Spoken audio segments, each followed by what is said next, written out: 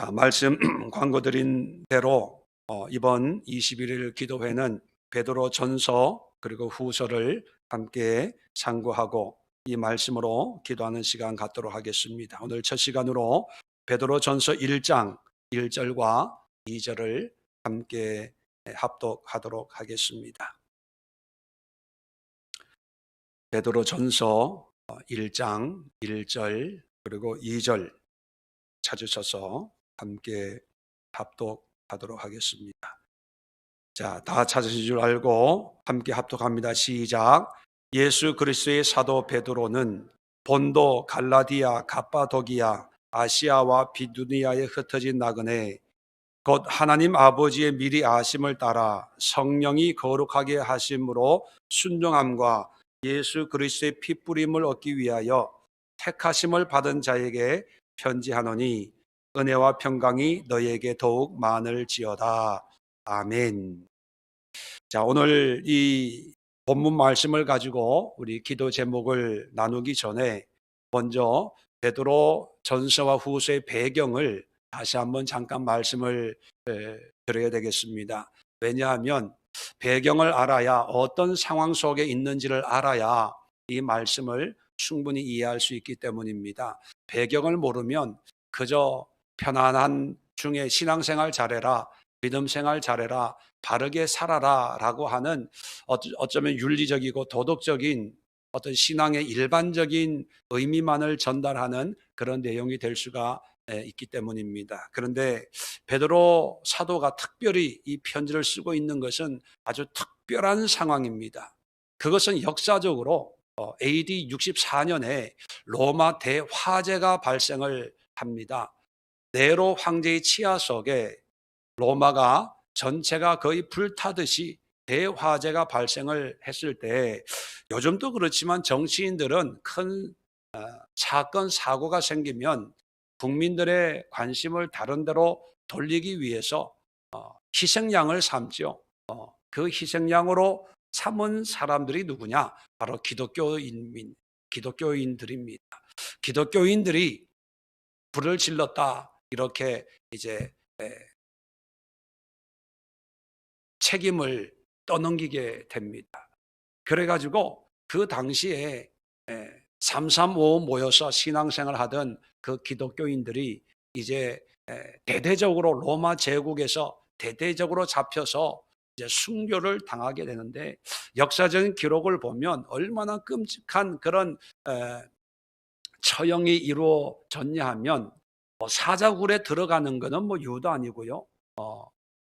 그 검투사에게 뭐 목숨을 잃고 목이 잘리는 것은 뭐 이건 뭐 말도 아니고요. 너무 흔한 거였고요. 어느 정도까지 이 처형이 이루어졌냐 하면 귀족들이 파티를 합니다. 잔치를 할 때 기독교인들을 잡아다가 장대에 달아놓고 거기에 이 타르 역청이라고 하는 거 있죠. 타르 요즘 아스팔트 같은 거 기름을 발라놓고 거기에 불을 질러서 밤을 밝히는 횃불로 사용하면서 그 밑에서 웃고 떠들고 잔치를 할 정도였다고 합니다.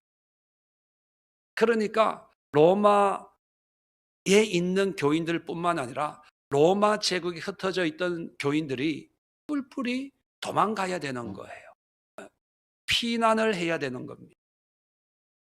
누구도 믿을 수가 없고, 왜냐하면 밀고 하면 잡혀가면 기독교인이라고 하는 그 이유 하나 때문에 그렇게 처형을 당해야 되기 때문에 정든 집을 떠나야 되고 고향을 떠나야 되고 또 직장을 그만둬야 되고 재산을 있는 그대로 다 놔두고 몸뚱아리 하나 가지고 정처 없이 도망을 가야 됩니다. 그래서 로마에서 제일 먼 쪽이 어디입니까? 지금의 터키 쪽, 중동 쪽으로 많은 그리스도인들이 정처 없이 이제 도망을 가는 그런 상황이 되었습니다. 그런 상황에 베드로 사도가 교인들에게 쓴 편지가 베드로 전서와 후서예요. 그러니까 이 베드로 전서와 후서는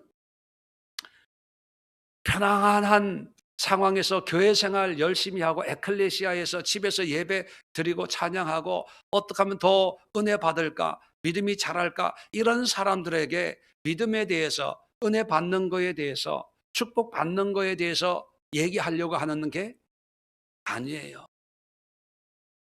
오늘날 뭐 이런 순교의 사건은 우리에게 없지만 우리는 뭐 코로나19 또는 개인적인 재정의 문제, 건강의 문제, 관계의 문제, 자녀의 문제, 여러 가지 뭐 문제라고 하는 것들을 가지고 이 상황에 비교해 보면 문제거리도 안 되는 것들.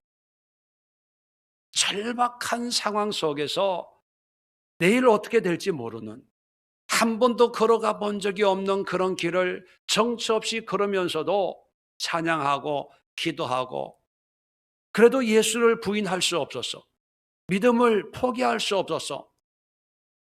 모든 재산을 손해 보면서도 믿음 하나 붙들고 걸어가는 그런 사람들에게 쓴 편지, 또 그런 사람들이 읽은 편지. 이 배경적인 것을 이번 21일 동안 마음에 한번 새겨보면서, 아, 나도 이런 문제가 있었는데, 이런 아픔이 있는데, 또 이런 어려움이 있는데, 하나님이 나에게 말씀하시는 내용이 뭘까? 또 하나님이 바라는 신앙의 모습은 뭘까? 정말 죽을 것 같은 같이 고통스럽고 또 힘들고 정말 앞이 깜깜할 때 하나님은 나에게 뭐라고 말씀하실까? 그런 마음으로 우리 21일 동안 매일매일 우리 말씀을 함께 살펴보면서 또 기도하는 시간을 가지려고 합니다. 자, 먼저 이런 배경에서 베드로 사도는 이런 핍박받고 정처 없이 떠돌이 생활을 하는 이런 사람들을 향해서 네 가지로 일컫습니다. 그래서 나는 누구인가? 아마 기도하면서 아마 이렇게 기도해 보세요. 나는 누구가 돼야 될까? 나는 어떤 사람이 돼야 될까? 나는 어떤 모습이 돼야 될까? 이 편지를 읽는 사람들을 향해서 첫 번째, 예수 그리스도의 사도 베드로는 본도, 갈라디아, 갑바도기아, 아시아와 비두니아에 흩어진 나그네. 자, 이들을 흩어진 나그네라고 지칭합니다. 여러분, 사실 나그네입니까? 도망자입니까? 도망자예요. 그런데 흩어진 나그네, 흩어진 나그네라는 거예요. 나그네라고 하는 그 의미는 떠돌이 도망자의 의미가 아니라 본향을 찾아서 가는 어떤 여행객, 그 길을 떠나는 사람이, 갈 바를 모르는 사람이 아니라 집을 찾아서 본향을 찾아서 가는 사람들이라는 거예요. 환경적으로 보면 고향을 떠난 사람이에요. 그런데 왜 그들을 향해서 흩어져서 고향을 찾는 나그네들이다라고 했을까요? 이 땅에 있는 것이 고향이 아니라 본향은 어디에 있기 때문입니까? 하늘에 있기 때문에. 믿음 때문에, 믿음의 순례의 여정을 하고 있기 때문에 나그네 이렇게 부르는 거예요. 여러분, 환경적으로는 핍박을 당하고 어려움을 당하지만 형편을 보지 마세요. 영적인 눈으로 볼 때 과연 이것이 본향을 찾는 것이냐, 하나님의 은혜를 찾고 믿음을 찾는 것이냐, 그러면 지금 내 형편이 얼마나 힘들고 어려워도요, 나그네, 나그네들에게는 반드시 본향에 도착할 수 있는 그런 은혜가 있고 또 그런 소망이 있습니다. 우리가 가진 것이 없고 뭐가 없고 그래서 아유, 난 망했어, 도망자야, 돈도 없고 집도 없고 뭐 없어, 이게 아니라 믿음 하나 붙들고 있으면요, 그거는 나그네, 언젠가 고향에 도착하는 그런 나그네의 길. 그러니까 괴로워할 필요도 없고 아쉬워할 필요도 없다는 거예요. 두 번째, 오늘 2절에 보니까 하나님 아버지의 미리 아심을 따라 성령이 거룩해 하심으로 순종함과, 자, 하나님과 성령의 순종함으로 그렇게 표현하고 있습니다. 그런데 사실 성령의 순종해서 도망을 가는 거예요? 아니면 형편 때문에 도망가는 거예요? 지금은 순교 때문에 박해를 피해서 도망가는데, 그런데 베드로는 그런 사람들 한서 뭐라 그러냐면 하나님과 성령의 순종함으로 순종해서 떠났다고 얘기해요. 왜 순종해서 떠났다고 볼까요? 믿음 때문에 떠난 거거든요. 잘 먹고 잘 살기 위해서 더 좋은 환경을 찾아서 떠나는 것이 아니라 믿음을 지키기 위해서. 배교하면 돼요. 나 예수 안 믿습니다. 나 교회 안 다닙니다. 한마디만 하면 떠날 필요가 없어요. 그런데 믿음 하나 붙들고 정처 없는 길을 걸어가는데, 피난 가듯이 가는데 사람들은 손가락질 할 거예요. 예수 믿고 망했다고. 그런데 하나님은 베드로를 통해서 뭐라 그러냐면 하나님께 순종하는 거예요. 여러분, 우리가 돈 없어 가난한 사람이 된다고 하면 비참한 거예요. 아무것도 아닌 사람으로 산다고 하면 정말 인생 헛산다라고 생각할 수 있습니다. 그런데 이 가난도 하나님께 순종하는 거야. 이렇게 사는 것도 하나님 앞에 순종하는 거야. 그런 순종하는 사람이 돼야 돼. 그럼 순종하려면 뭐를 붙들고 살아야 된다고요? 믿음. 믿음을 지키기 위해서. 정말 하나님의 은혜만을 가장 귀한 것으로 여길 때 하나님이 그래, 내 마음에 내 뜻에 순종하는 것. 우리가 이 시간 기도할 때 하나님, 주님 앞에 순종하는 삶이 되게 하옵소서. 기도하는 시간 갖도록 하겠습니다. 세 번째, 계속해서 3절에 보면 예수 그리스도의 핏부림을 얻기 위하여, 예수의 핏부림을 얻기 위한, 얻는다. 핏부림을 얻는다는 것은 무슨 뜻이냐면 죄사함 받는다는 거예요. 핏부림을 해서 그 피가 죄를 사해 주잖아요. 그러면 뭐냐면 예수님의 은혜와 긍휼, 죄사함을 누리는 사람이라는 거예요. 사람들은 환경적인 걸 봐요. 상황을 봐요. 어려워, 힘들어, 망해서 다 잃어버렸어. 그죠? 그런데 다 잃어버렸을 때 하나님이 예수의 핏부림을 통해서 거룩한 하나님의 자녀로 택했다는 사실을 우리는 기억해야 됩니다. 그래서 세상의 것은 잃어버려도 하늘의 것을 얻었다는 기쁨이 있어야 됩니다. 그래서 이제 베드로전서 읽어보면 기쁨이란 말이 두 번 나옵니다. 감사란 말이 나와요. 지금 감사할 상황이 아니잖아요. 기뻐할 상황이 아니잖아요. 그런데 세상의 것은 사라져도 내가 예수를 믿는 믿음으로 말미암아 죄 사함 받았으니. 여러분, 한번 질문해 볼까요? 로또 1등 되는 걸 원하세요? 예수의 보혈로 죄 사함 받는 걸 원하세요? 네? 평소대로 대답하세요. 평소대로. 근데 이 사람들은요, 죄 사함 받는 걸 더 기쁘게 여기는 사람. 우리도 그런 믿음의 결단과 고백이 있기를 기도해야 돼요. 그렇다고 해서 우리도 그런 기도한다고 해서 집도 없고 다 버리게 하고 그냥 나그네처럼 그렇게 살게 하나님이 역사하지는 않습니다. 시대나 환경이 다르니까. 중요한 것은 우리의 마음의 중심이 예수 그리스도로 말미암아 내가 죄 사함 받았다면 세상에 손가락질 당해도 돼. 세상에서 조롱당해도 돼. 예수 믿지 않는 사람들 눈에 벌레처럼 보여도 돼.